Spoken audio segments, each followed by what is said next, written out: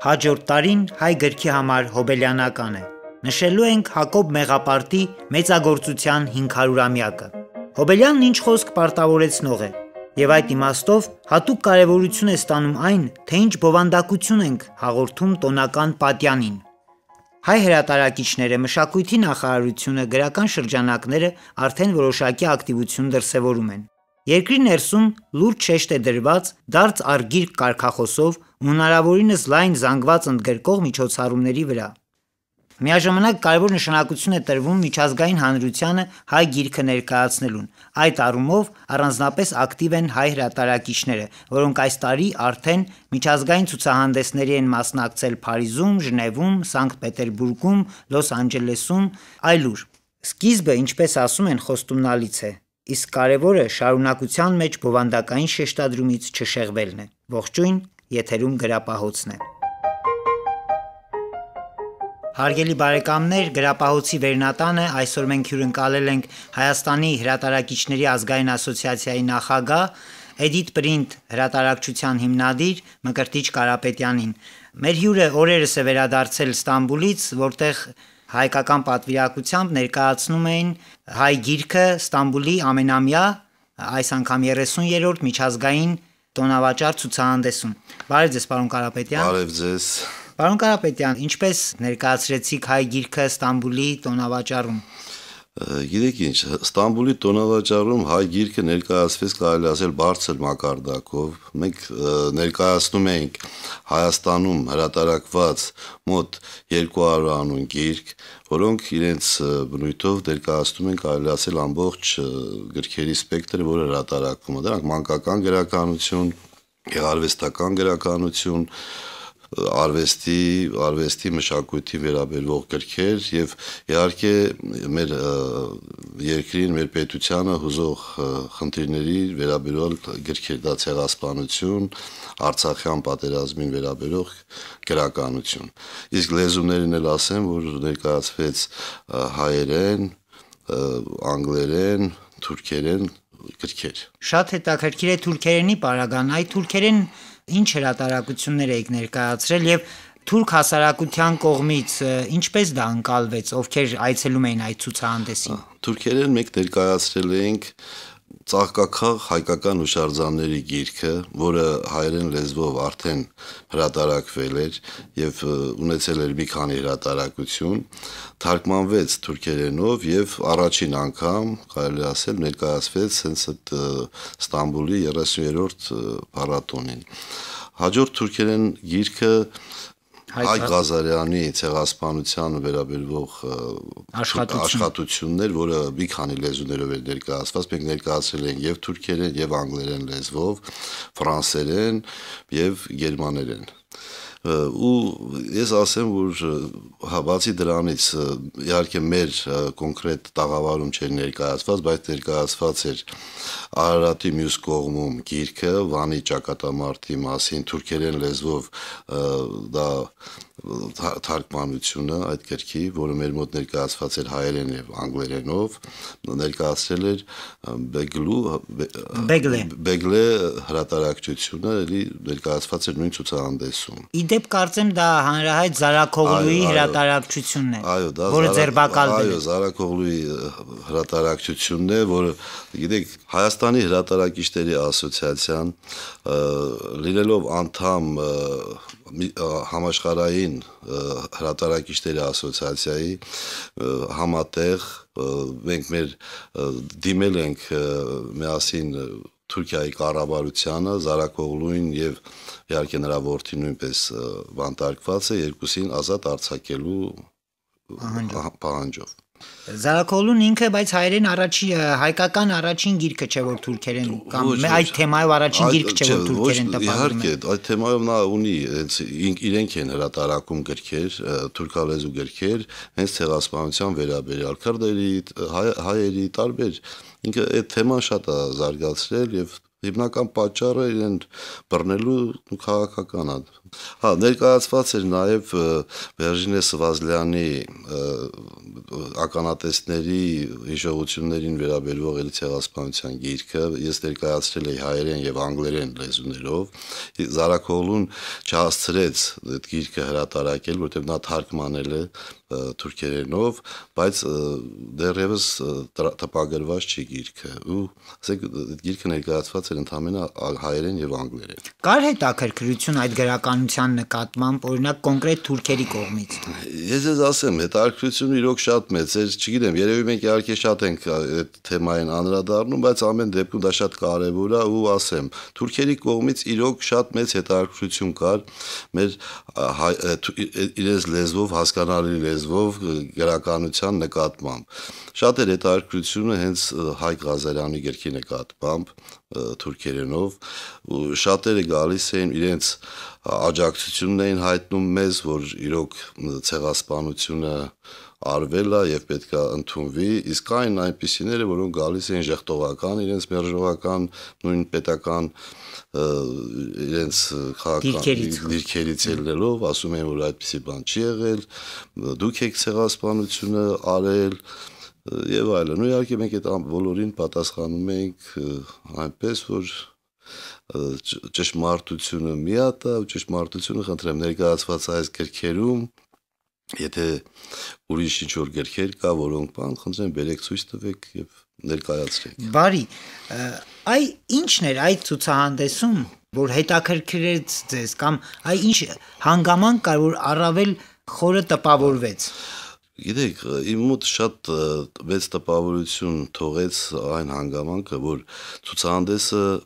շատ մեծ էր նախ, ուներ 7 տաղավար, որոնք չափսերով ասեմ համալիրի չափ տաղավարները, եւ այդ տաղավարներում դե հիմնականում ներկայացված էին թուրքական հրատարակչությունները եւ 30 երկրներից միջազգային հրատարակիչներ կամ ասոցիացիաներ, պետական, ասենք սեկտորներ ներկայացված։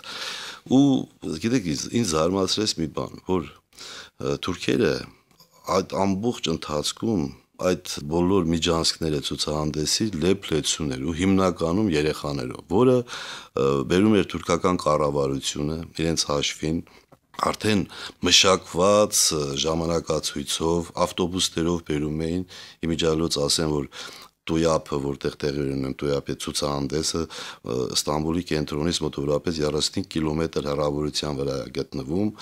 բերում էին ժամ առ ժամ անընդհատ ամբողջ սկսած մանկապարտեզից մինչև երևի ավագ դպրոց ասեմ կամ մնացած իրենք էին գալիս ու բոլոր երեխաները գալիս էին գրքի հետ շփվում էին ուրախանում էին ես ուղղակի գիտեք նախանձում էի ճիշտը որ ասեմ ես շատ ուրախ կլինեի որպեսզի Հայաստանում կազմակերպվեր իրոք այդպիսի ցուցահանդես այսինքն ցուցահանդեսներ մենք կազմակերպում ենք ասոցիացիան բայց որպեսզի պետական մոտեցում ցուցաբերվեր այս երևույթին որովհետև գիրքը գիտեք հիմնականն է որով ասենք դաստիարակվում են երեխաները սերունդը ու թուրքերը դա հասկացել են եւ իրենց արդեն մատաղ սերունդը սկսում են գրական կրթել իսկ մենք քանի որ ունենք կրթման հազարամյա պատմություն ասենք մեր գրերը 1600-ամյակ առաջի տպագրված գիրքը որի 500-ամյակն է եկող տարի իմիջիայլոց այդ գրքի ֆաքսիմիլային տարբերակը նույնպես ներկայացված էր ուրբաթագիրքը ներկայացված էր ցուցահանդեսում եւ թուրքերը շատ մեծ հետաքրքրությամբ էին այդ գիրքը ուսումնասիրում նայում ու իհարկե կարդալ հնարավոր չէր որովհետեւ դա գրապար հայերեն իրենց համար ու գիտեք ինչ այս գիրքը դրանք զարմանում էին ասում էին Հայաստանը փաստորեն մենք ունեցել ենք գիր գրականություն տպագրություն որը աշխարհի 20 լեզուներից մեկն է որը առաջիններից է 20 լեզուներից որը եղել է տպագրություն 4-րդն ենք ըստ հերթականության 4-րդ ազգն ենք որը ունեցել է տպագիր գիրք Բարի, պարոն Կարապետյան, այսպեսի մի հարց, ես նայեցի ձեր կայքեջում, ձեր ասոցիացիայի կայքեջում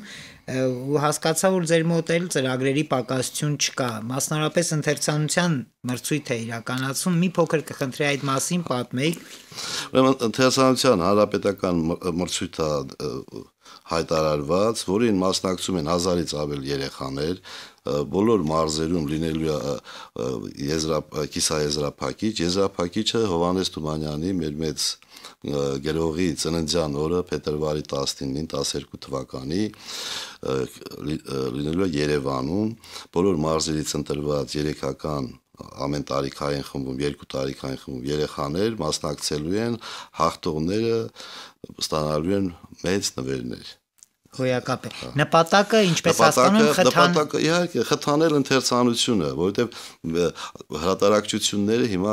լավ գրքեր են հրատարակում, երբ չենք ամաչում դրսում ներկայացնելու մեր գրքերը, ընդհակառակը բոլորը գալիս են միջազգային, այսպես ասած, մակարդակի համապատասխանումը որակական տեսակետից ու նյութներ, բովանդակություններ, բնականաբար մեր գրողները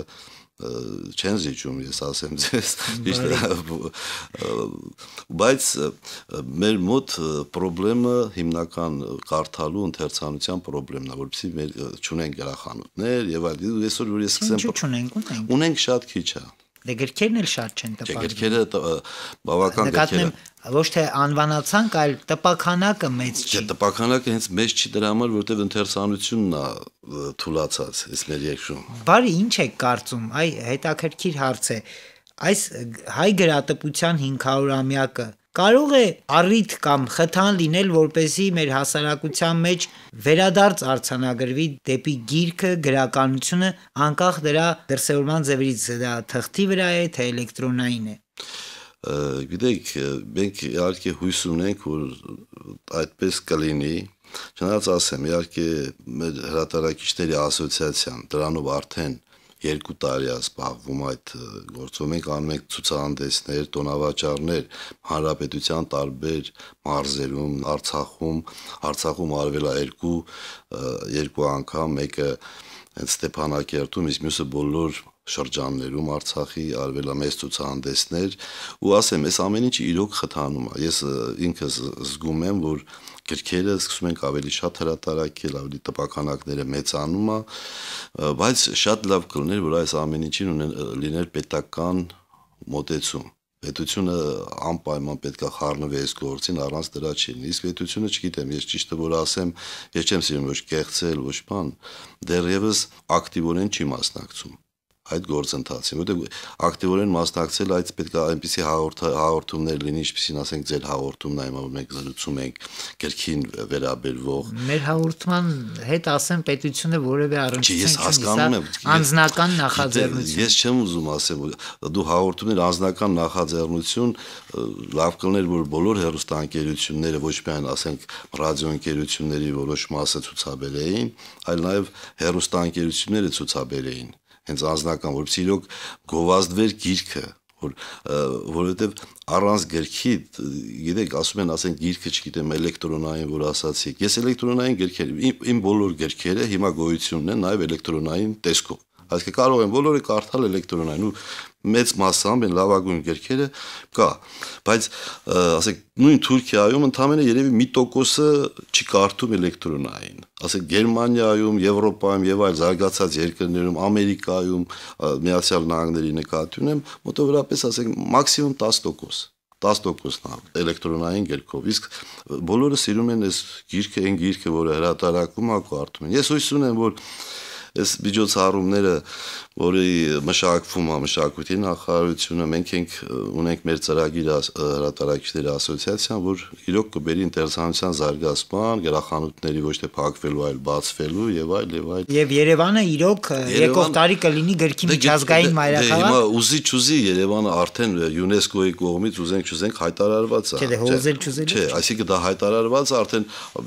ապրիլի 23-ին տեղի ունենալու հատուկ հենց Բուենոս Այրեսը, որը հիմա մայրաքաղաքն է այս տարի, բերելու է իր, այսպես ասած, բանալին, սիմվոլիկ բանալին հանձնի Երևանին։ Այսինքն ամսի 23-ից մենք դառնում ենք համաշխարհային գրքի մայրաքաղաք։ Շատ բարի, շնորհակալություն պարոն Կարապետյան մեր հրավերն ընդունելու համար։ Հուսով եմ մեր հաղորդման հետագա ընթացքում էլի հանդիպելու առիթներ կունենանք։ Իհարկե, ես էլ եմ շնորհակալ եմ, որ անդրադարձաք իրոք գրքին անդրադառնում եք։ Ես ուզում եմ շնորհավորել ձեր հաղորդաշարը, որ իրոք ունենա երկար կյանք, լավ հաջողություններ ձեզ ու իրոք դա խթանի մեր ընթերցանության գրքի հրատարակման զարգացմանը։ Այսինքն մեր ունկնդիրները դառնան ձեր Այո, ընթերցողները։ անպայման իհարկե։ Հարգելի ռադիոլսողներ, մեր հաղորդումն ավարտվեց։ Շնորհակալություն ուշադրության համար։ Ցտեսություն։ Ողջ լերուկ։